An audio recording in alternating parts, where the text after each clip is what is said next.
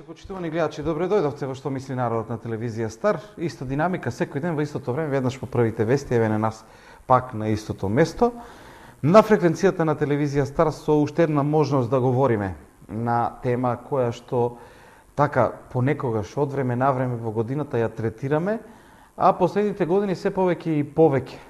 За жал, односно за среќа, можеби и државата се вклучува во последните години со законските рамки во борбата против семејното насилство, ама се уште многу работи се оставени на невладините организации, на оние кои што на некој начин волонтерски сето тоа го работат со желба да се подигне свеста за потребата од борба против семејното насилство, а практично и сите тие измени кои што државата ги направи, потекна, иницијативата беше од невладините здруженија, од организациите кои што во својата агенда си имаат ставено дека ќе се борат за поголеми права на жените, да нема семејно насилство и сето тоа да биде на што е можно едно пониско ниво. Сега, ако сметате дека за тоа се говори само во поголемите средини, грешка сте, затоа што имаме вечер еден пример кој што говори дека насекаде може и треба да се говори и да се делува. Со изворено добро делување Организацијата на жените од Пехчево и токму председателот на Организацијата на жени на Пехчево, доктор Нада Симовска, е наш и ваш гостин ова вечер. Доктор Симовска, добро вечер, добре дојдовте во нашето студио и благодарам што дојдовте од Пехчево до овде да разговараме на оваа тема. Добро вечер и благодарам што ми отстапувате простор да кажам за нашите активности токму во борбата против семејното насилство. Јас вообичаено сметаме дека така во поголемите средини повеќе има активности, повеќе организации. За некого, можеби дури и за мене, е мало изненадување вака да се делува во едно градче како Пехчево, во помалите средини. Значи без намера да се минимизира, туку од аспект на тоа дека малку поинакви се состојбите дури и за семејното насилство, дури за многу работи помалку се говори во малите средини. Какво е вашето искуство на овој план? Значи во малите средини, бидејќи сите се знаеме, многу малку се зборува, а многу повеќе се знае. Значи многу повеќе, да, вообичаено знаеме дека постои и го има семејното насилство многу повеќе од она што го сознаваме преку нашите податоци што ги имаме добивано.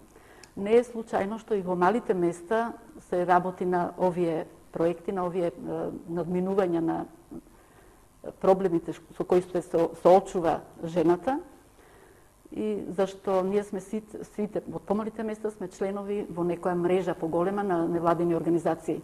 Добро кажавте во најавата дека токму од невладините организации потекна идејата да се проговори за семејното насилство, да се најдат начини да се тоа насилство намали или бар во некои рамки што може на издржливост. Меѓутоа, јас сакав да го почнам разговорот со еден цитат, да го цитирам поранешниот секретар на Обединетите нации Кофи Анан за семејното насилство, што има кажано, односно насилството врз жената. Насилство врз жената можеби е најсрамното прекршување на човековите права. И тоа е можеби најраспространето. Не познава граници во однос на географската положба, културата или богатството. Се додека продолжува, ние не можеме да кажеме дека е направен вистински напредок во правец на постигнување на еднаквост, развој и мир. Значи, нешто што е толку распространето и земало толку големи размери, многу тешко, со еден долг процес, може да се промени. Убаво исто така во најавата кажавте дека нашата држава се грижи и се труди да донесе прописи, да изнајде начин да го намали семејното насилство, со тоа што ги поддржува и ги има подпишано и ратификувано сите досегашни донесени документи, декларација за заштита од семејно насилство, односно заштита на насилството врз жената, конвенции, исто така конвенцијата за борба против дискриминација, што е за нулта дискриминација, нели од било кој, нултата на дискриминацијата, во кој што спаѓа и нели насилството над жената. И еве сега најнова наша кампања што тече и веројатно и вашата телевизија ќе може да објави дел од документите што ги имаме, е проект на, односно Конвенцијата на Советот на Европа за борба против семејното родово базираното насилство, во кој што проект имаме ние како Организација на жените, сме локален партнер на Националниот совет за родова рамноправост на Македонија, на големиот проект со здружени напори во нови стандарди, наоѓање нови стандарди за борба против родово базирано насилство. Нови и европски, што кажува дека е на едно повисоко ниво целата работа. Да вклучиме гледач, па ќе се вратиме токму на проектот кој што најмногу е повод за нашата емисија. Повелете, добро вечер. Ало? Ало? Повелете, ја слушаме. Ало, добро вечер. Добро вечер. Ало, дали се слушаме? Да, ве слушаме, повелете. Дали се слушаме? Да, ние ве слушаме, повелете со она што ги имате. Најнапред, добро вечер, поздрав до вас, поздрав до гостинката.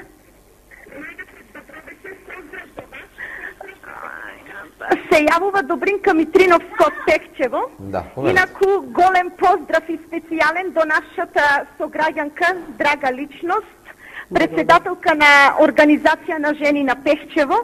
Значи, само едно сакам да истакнам една особена благодарност до нејзе. Значи, јас имам неизмерна почит, длабока, искрена и само едно ќе кажам за вашата гостинка. Дека таа со низиниот ентузијазам, со целосна посветеност на работата, важи за една неуморна, сестрана и максимално пожртвувана личност, која секогаш се грижи за сите. Јас само така ќе речам, дека нашата доктор Нада, дека таа со својот немирен дух секогаш е подготвена и ни стои на сите на располагање во секое време. Јас сум мајка, жена и ја целосно поддржувам. Значи, ја имам подпишано конвенцијата и барам повеќе права за нејзина потполна примена. Докторке, ве поздравувам, продолжете со истиот тој елан за работа и во иднина и знајте дека јас 100% сум сигурна во вас, верувам во вас и ве целосно поддржувам. Само едно ќе кажам. Ние жените заедно, со здружени, со заеднички сили сме посилни од се. Одиме напред и секако во нови победи и постигнуваме нови успеси. Благодарам многу. Јас би рекол и посилни сте од мажите, колку ние мажите да сакаме тоа да не го признаваме, ама за жал нели сето тоа некојаш рефлектира со она што е и темата за вечерва. Она што го кажа нашата гледачка, да, самиот факт дека една личност колку сте во пензија? Половина година? Не, еден месец. Еден месец. Значи во пензија, да. а сепак уште имате елан и нови години и да отидете во емисија, да говорите, да разговарате и она што го кажа гледачката. Па и мојот обид, бидејќи, еве ќе кажам досега, не се знаеме, мојот обид вака по мои извори да се распрашам кој е, што е доктор Нада Симовска, тоа е она што го кажа гледачката. Значи, започнете она што го работите, очигледно дека имате поддршка. И јако реков, мислам дека е прилично тешка целата таа борба, со оглед на тоа, посебно тоа што сте во Пехчево, бидејќи помали средини, арно рековте, малку се зборува, се знае. Сега овој проект подпишувам, Конвенција против насилството врз жените. Да кажете малку повеќе за него, бидејќи рековте станува збор за проект кој што се спроведува на територијата на целата екс-Југославија. Австрија. Значи, и Австрија, да. И во Европа. Да, Западен Балкан и дел од Европа, мислам, тука е Австрија. Јас така викам, пошто не се директни учесници, меѓутоа како посматрачи доаѓаат Романија, Унгарија, Бугарија и Албанија. Значи, практично во овие држави да се создадат колку толку предуслови да се разговара за постигнување на нови стандарди, велат европски, нека бидат стандарди кои што ќе овозможат да се намали нивото на семејното насилство. Што предвидува овој проект? Малку да го представиме. Да проговориме за него. Значи, реков, проектот е практично донесена е конвенција на Совет на Европа за намалување на семејното насилство, за борба против семејното насилство. Нашата држава е подписник на конвенцијата за борба против насилството, меѓутоа целта на овој проект подпишувам со здружени напори кон нови стандарди во борба против родово базираното насилство. Кампањата е подпишувам за да дојдеме до толку подписи и до подигање на свеста и на државата и на сите луѓе околу поддржувачи наши, за да се ратификува оваа конвенција. Значи, за една конвенција да заживее, треба и да се ратификува.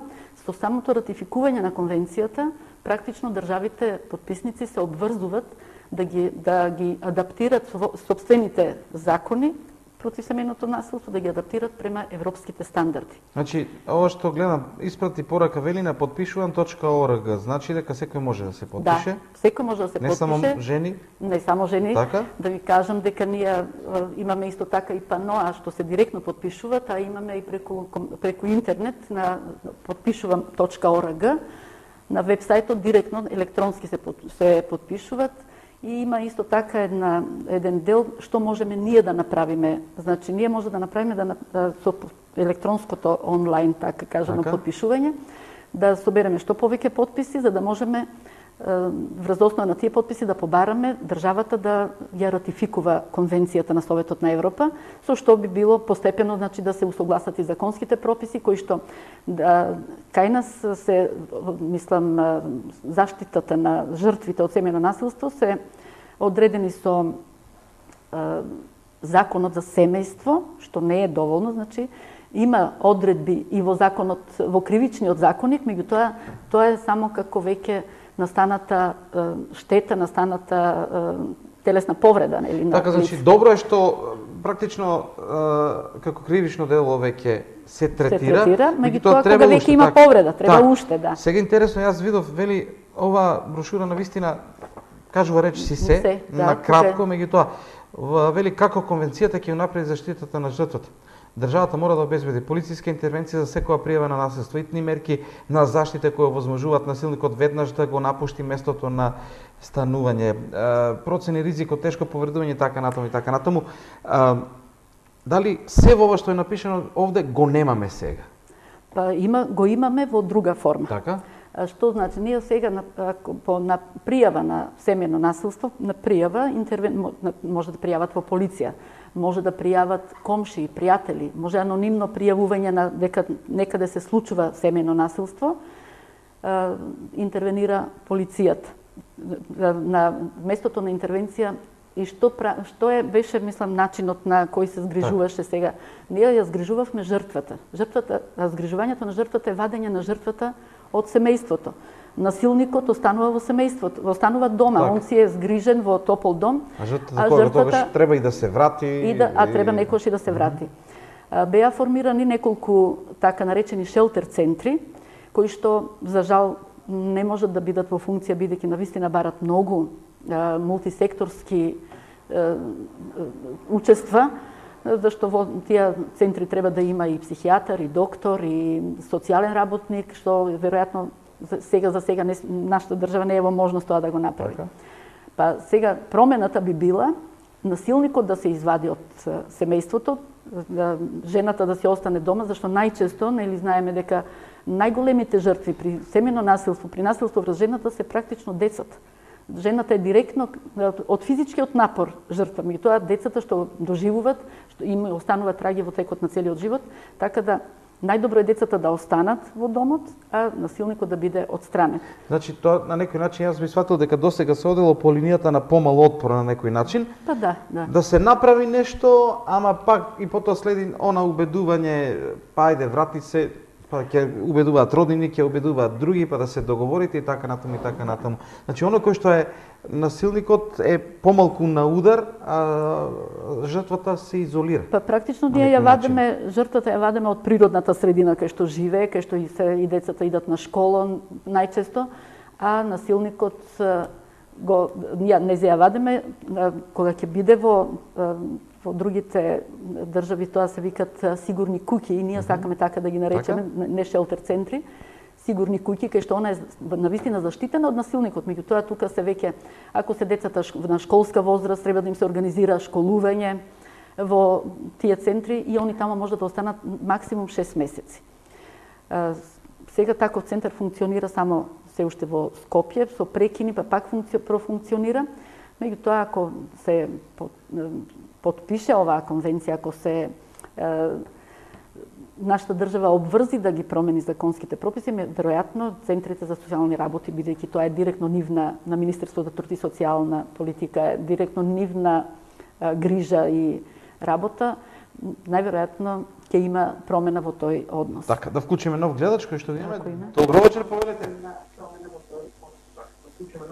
Ало, и пак ви го замолам сите што се јавувате, го повелете во слушалка, слушајте во слушалка, повелете. Ало. Добро вечер, повелете. Добро вечер, многу слабо ви слушам. Ние ве слушаме, говорете, повелете. Овде гледачка од Пехчево. Да? Немам некое конкретно прашање, само сакам да ја поздравам доктор Нада, лично да ја искажам поддршка до неа и до Организацијата на жени на Пехчево и Организацијата жени на Македонија, кои се организатори Република Македонија да се приклучи кон оваа конвенција. Сакам да им сугерирам на сите кои се во можност да испратат порака и да се подпишат за поддршка на оваа конвенција. И уште нешто како да рекам така мое лично мислење на оваа тема. Насилството постои. Свесни сме дека постои и дека ќе постои и дека тешко може да му се стави крај. Но барем жртвите да можат слободно да се обратат за помош. Понатаму да бидат заштитени и сигурни, а насилникот да биде соодветно казнет. Да се надеваме дека барем до тој степен ќе се постигне некој успех. Толку. Благодарам, многу пријатно. Добро, ова е значи практично во насока на целиот проект кој што ги имате и кампањата. И тоа мене ме интересира на работа. Значи проектот очигледно не е насочен кон едукација, не е насочен, бидејќи тоа го имавме, многу проекти такви имате. Дали ова е прв таков проект кој што е насочен конкретно со поддршка, да се бара поддршка од луѓето за да се имплементираат измени во законите. Да. Бидејќи вообичаено, нели, кога се каже невладини организации и здруженија се прават проекти, обука, да се едуцираат, да пријавуваат жените, што е исто така битно. Да. Ама ако нема законска рамка, нема да оди работата лесно. Како е досега одзивот во врска со овој проект? Вака сега ќе кажам зашто ова е еден од чекорите, инаку веќе повеќе од 15 години чекориме кон подигање на свеста, тие обуки што ги работевме, подигање на свеста за на самата жена. Така, и најголем дел таму беа насочени досега активностите. И така и можеби и требаше да бидат насочени за да може да имаме повеќе говорење за насилството. Точно дека сегашниот проект подпишуваме директно насочен за поддршка на Конвенцијата на Советот на Европа, односно ратификување на договорот, зашто ако 10 земји од Европа го подпишат ја подпишат ова конвенција, односно ја ратификуваат, ја потврдат, нели ратификуваат, таа ќе стапи на сила. Значи и тогаш ќе важи и за кај нас. Со тоа што се надеваме дека и нашата земја ќе биде, досега имат подпишано 6 држави, дека нашата земја ќе биде во првите 10, што ќе биде, значи, чекор, пионерски чекор, а за една мала земја многу голем чекор за постигнувањето на промените во законските прописи. Добро што ги има и гледачите што се јавуваат, да го слушнеме што еден гледач, па рекламите. Повелете, добро вечер. Ало, добро вечер. Добро вечер, повелете. Сакам да се вклучам во емисија. Поздрав до вас и до гостинката. На телефон е Кирова Јулија, социјален педагог, магистер по социјална педагогија, вработена во невладина организација УНИЦЕФ, односно Западен Балкан, во тимот кој работи за Западен Балкан. Сега, за семејното насилство или злоупотреба на личноста, малтретирање, психичко, физичко, е постоело и ќе постои. Ние сме Балкан. Друг начин на размислување кај нас кај нас нема, да се вратиме назад. Е нормално да удари жена, маж. Не си маж ако не удариш жена. Начинот на размислување е во друг правец, односно не сме во чекор со другите земји. Па Насилството го има навсекаде. Верувайте, навсекаде во Европа, па и во свет. Сега во Македонија се проширија редиците, па има насилство, а досега дека бевте. Без насилство фокусирайте се на народот што гладува на трговијата со деца, за правата на децата. Поставете соодветни личности за директори на градинките, не личности машки пол, само жена. Може да управува со градинка и тоа социјален работник. Еве, мојата мајка е еден од првите социјални работници во Македонија. Заедно со Здравко Костов, прв педагог во Македонија, дипломиран социјален работник. Сега, и јас имам недоразбирање со неја во врска со семејното насилство, меѓутоа, тоа е тоа. Вратете се и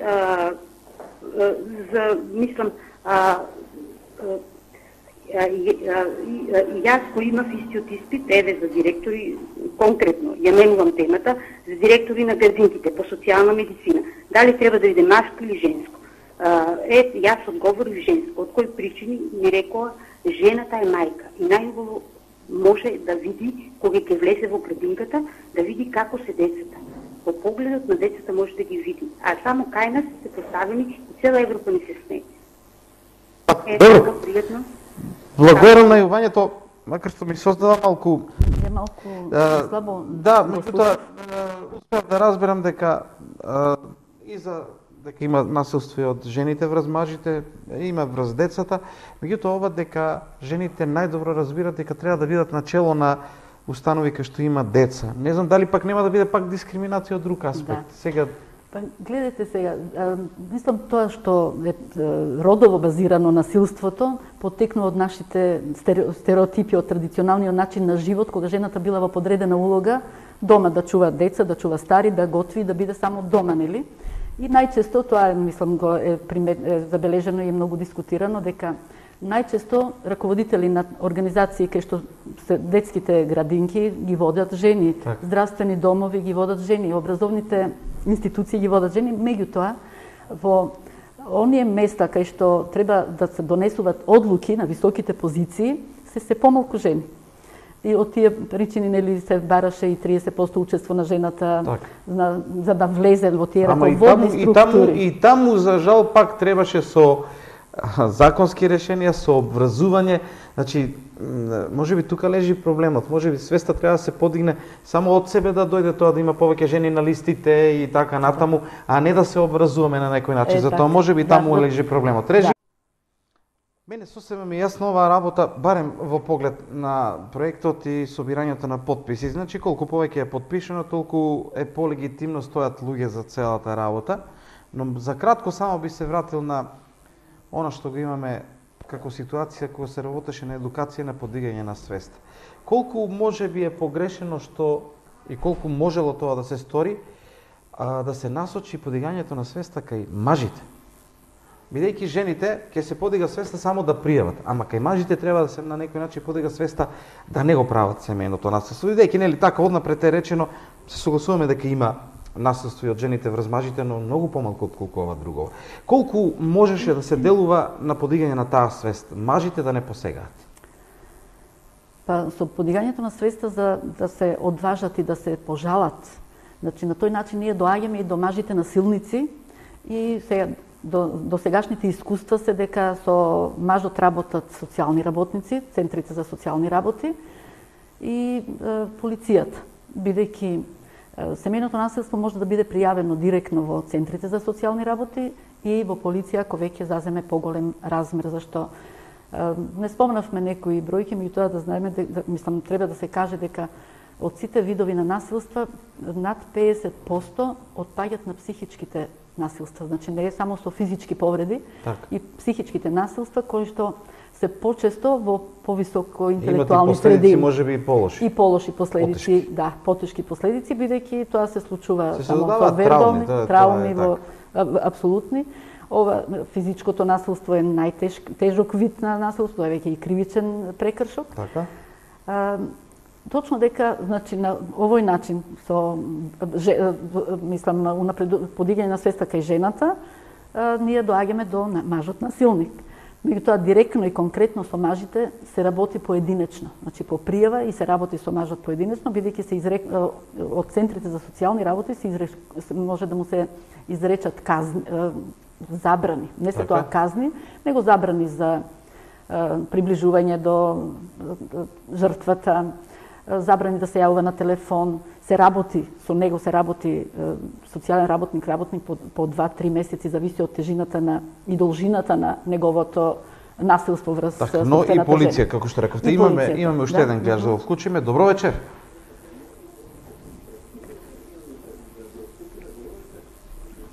Добро вечер, Тони. Повелете. Добро вечер.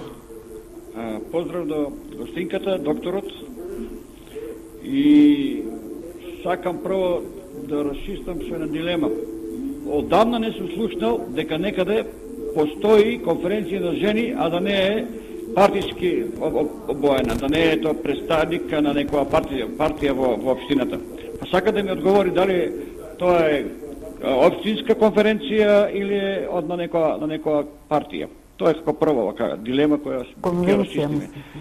Дали е Сдруженијето, дали е партиска? Да каже бројки колку има насилства, колку има, ме слушате, нели? Да. Колку има насилства во овие релативно малите средини. Ја ќе прашам, колку има насилство во вашата општина? Дали тие насилства имаат завршница? Дали не рековте колку пријави, односно колку се тие пријави судски разрешени? Дали судството е ефикасно за разрешување на тие? Ја ве убедувам, ако кажете на броја од 10 настани во годината, верувате дека има 50, не 10. Бидејќи се плашат, стравуваат жените да ги пријавуваат насилството врз нив. Верувате ми, нема тука подигање на свеста. Тоа е убаво на долгорочни стази, за 10, 20, 50 години. Меѓутоа само судското влијание, односно казните, ригорозни казни можат во многу голем процент да ги намалат таквите насилства. И дали ќе има кај вас рецидивисти, односно оние кои повторуваат, нели повторно и покри тоа што се били на советување, осудени, дали повторно ги прават тие дела. Ете тоа се прашање кои ме мачат, а знам дека бројот кој ќе го кажете сега е, верувате, 5 пати поголем од вистина. Тоа е сигурно секој така. Благодарам многу. Еме одговор и коментар на ово што го кажа нашиот гледач. Да, прво за тоа дали организацијата на жените е партиски определена, не е партиски определена, ние сме невладина, непартиска, непрофитна организација, работиме волонтерски, работиме на проекти и преку проектите ги финансираме нашите активности, доколку нели до сега најчесто сме добивале проекти од странски донатори. Така. А имаме и подршка, се разбира, од општината за некои помали локални проекти. Тоа што мислам заклучокот на гледачот беше дека треба судска завршница, да, ги постави оние што се клучни. Дека треба да има судска завршница за да не биде повратник насилникот. Долго време се работи со насилникот за да може да се промени неговиот ментален склоп за да не доаѓа до тоа насилство. И тоа и он го кажа дека и мажи и жени, а најчесто жените се страдат и тоа дека има многу поголем број, што реков јас, многу поголем поголем број на случаи на семејно насилство, а многу отколку што се пријавуваат. Па јас демав некои податоци од Центарот за социјални работи во Берово, тоа е нели меѓуопштински центар. И од тоа што забележав за 3 години наназад, кај нив, они што имат обработено на пријава од жртви, во 2011 година се 7 жртви, кои што се пријавени, 3 од нив се пријавени преку МВР, преку полицијата, а другите директно во центарот. Во 2012 година се 10 жртви, а во 2013 веќе се 13 до сега. Ова се извештаи, они ги дават тромесечни извештаи нели за пред Министерство за труд и социјална политика. И тоа така кој каже многу мала бројка, меѓутоа и еден случај е 100% дека го има насилство. Јас сега би одел на една друга работа. Со вашите години и вашето искуство и активности на овој план, со оглед на тоа дека сте доктор педијатар, значи комуникација со децата, со родителите, пред се на децата, Каде гледате, како гледате на се во ова? Дали навистина во минатото пред 20 години имавме ситуации во кои многу повеќе се молчеше и колку тогаш се пријавувало? Да. Многу ретко. Па добро спомнавте, баш поради мојата професија, комуникацијата со пациентите, ние сме имала... И сакајки и не сакајки. Да, и не сакајки. Ние сме мала средина и сите се практично знаеме. Па јас во мојата професија веќе нема генерации неколку имам изведено, што јас викам станав педијатар на децата што беа родени додека ја бев општи лекар. Така да, значи, на вистина, практично семејно насилство немаше. Зашто? И како доктор имав згрижувано, бидејќи после физичка пресметка, физичко насилство, обично доаѓаат повредени, нели, меѓутоа, да не заведувате, помогнете, ама да не се заведе, да не се знае. Не да не се знае, они воопшто не кажуваат дека се нападнати. Кријат. Него шкафчето, дрвото падна, се чукна, така да воопшто луѓето не го изговараа зборот ме удри мажот. Значи не го изговараа. Така да тука мислам дека многу постигнавме со подигање на свеста. Исто така мислам, во претходен разговор ви кажа, сега сакам ја јавно да го кажам. Кога почна кампањата за подпишувам овој проект, ми се јави една жена што од почетокот на моето работење, она имаше проблеми со семејно насилство, она мене ми се пожали за тоа и ја упатив каде треба и што треба да прави.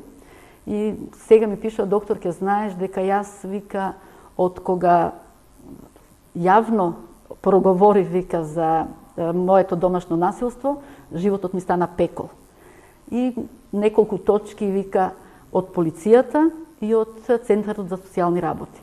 Ние како мало место, бидејќи не се водеше сметка за стигмата, или за да се држи во дискреција и така, се разгласило ни селото дека жената се пожалила, дека е тепана од мажот уште повеќе насилнички покрај нејзе.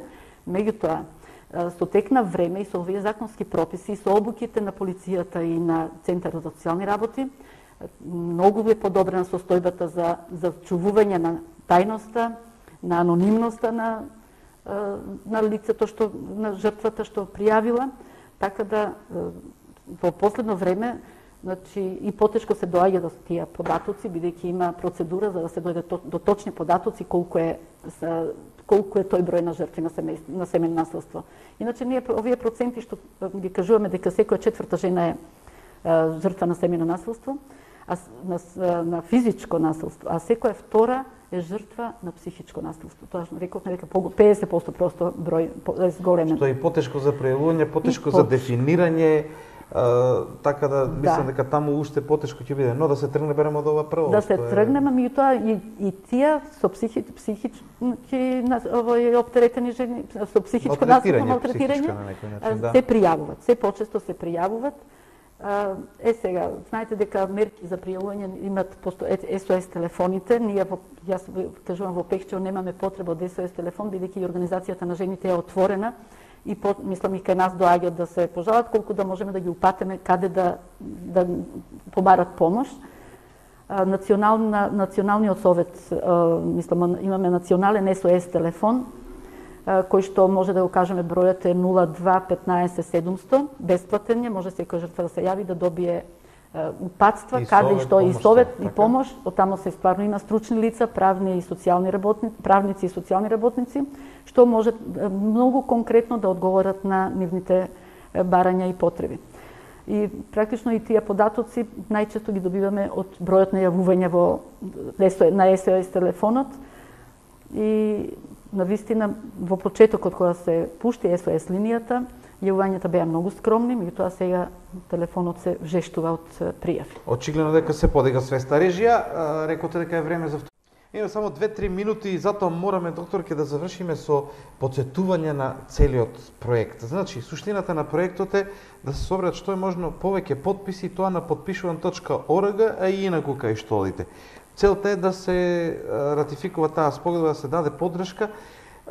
Има ли многу што да имплементира Македонија во своите закони? Освен она што реков, семејното наследство веќе е кривично дело. Да, не,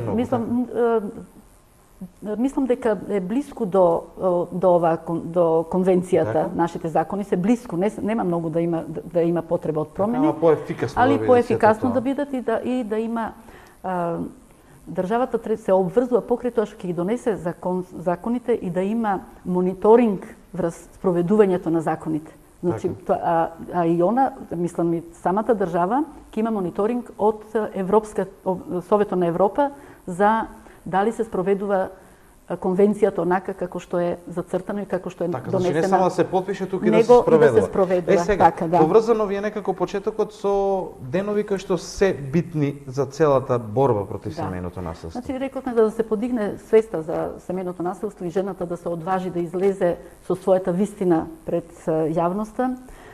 Први проговорија, па се враќаме на почетокот невладините организации, во кои што спаѓаме и ние сме од почетокот инволвирани во процесот на донесување на законот за да влезе семејното насилство во законските прописи, така да исто така сме и поддржувачи и на 16 дена активизам, тоа е меѓународно движење, 16 дена активизам против семејно насилство. Во тек се тие 16 дена сега? Тие 16 дена беа почна од 25 ноември, тоа е меѓународен ден против насилство врз жената, а ние го поврзавме и почетокот на кампањата Потпишувам со тој датум, символично зашто е меѓународен ден против насилство врз жената, така што реков, и трае до 10 декември. Значи ние сме веќе 2 дена повеќе од тие 16 дена, меѓутоа проектот Потпишувам, мислам се цела 14 година, 2014 година ќе биде во тек. Сакав да напомнам символиките на овие датуми, значи 25 ноември меѓународен ден против насилството врз жената и до 10 декември, а 10 декември е меѓународен ден на човековите права. Знаеме дека насилството врз жената е најсрамното кршење на правата, како што вика Кофи Анан во цитатот. Оно што кажа на почеток, да. Сега овој период од 16 дена исто така се во тие од 25 ноември до 10 декември се провлекуваат и други значени датуми, така да 29 ноември не како ден на Републиката некогаш, меѓутоа е меѓународен ден на заштитниците на женските права, на женските човекови права. 1 декември е светски ден за борба против сидата, влегува во и 6 декември е годишнина од масакрот во Монтреал, кој што тогаш беа застрелани од 28 жени, од кои што 14 починаа на местото на злочинот, а 14 беа тешко повредени. Значи символиката на борбата против семејното насилство во овие 16 дена активизам, кои што ги спроведуваме и ние веќе неколку години наназад, допринесуваат и се надеваме дека ќе допринесат и се трудиме да ја постигнеме целта подигање на свеста на жената на национално, регионално и меѓународно ниво, затоа сме и учесници во овој проект, за јакнување на локалните иницијативи, за да се најдат нови стандарди за решавање на родово базираното насилство, поврзување на светските и локалните иницијативи, обезбедување на форуми за диалог и стратешко учество, вршење на притисок врз владата за спроведување на обврските кои произлегуваат од националните и меѓународните документи, ова што го реков, и демонстрирање на солидарност на активностите низ целиот свет. Јас искрено се надевам дека ентузијазмот нема да ме напушти, посебно од аспект на тоа дека имам некоја скепса дека колку и да ги имаме законите, за жал кај нас, најмногу со казни се учиме. На се, за жал. И веројатно така ќе биде во оваа област. Се прашувам само колку сме ние како општество подготвени, како во нашиот ментален склоп на мажи и жени, на улогите во општеството, колку сме подготвени да прифатиме дека треба да бидеме еднакви и дека треба никој не сака да биде живее во страв, никој не сака да биде претрпен, никој не сака насилници на слобода. Колку сме подготвени на вистина за тоа не знам. Јас морам на крајот само да кажам, да и се заблагодарам на доктор Нада Симовска, која што е во пензија од пред 1 месец И таа е последниот педијатар во Пехчево, сега немаат педијатар во Пехчево, во регионот е криза, да се надеваме дека и тоа ќе биде надминато, затоа што, како што реков, во самата таа работа со децата и со родителите многу работи се дознават. Доктор Симовска, ви благодарам за гостувањето и се надевам успешен ќе биде проектот кој што реков ми се допаѓа затоа што прв пат оди на конкретни работи, добри беа и едукациите, но битно е да се имплементираат измените во законите да биде сето поефиксно. Благодарам уште еднаш. И јас ви благодарам и верувам дека повеќе медиуми ќе се вклучат во нашата акција, бидејќи тоа го и бараме, зашто без медиумска покриеност, без медиумско објавување само на IT технологија не можеме да се потреме. Колку толку повеќе ќе дознаат. Благодарам уште еднаш. Тоа е се во денешното издание на Што мисли народот. Благодарам на вашата соработка и на вниманието со кое што не следевте. Утре петок последно издание за оваа неделя на Што мисли народот, веднаш по првите вести на ТВ Стар.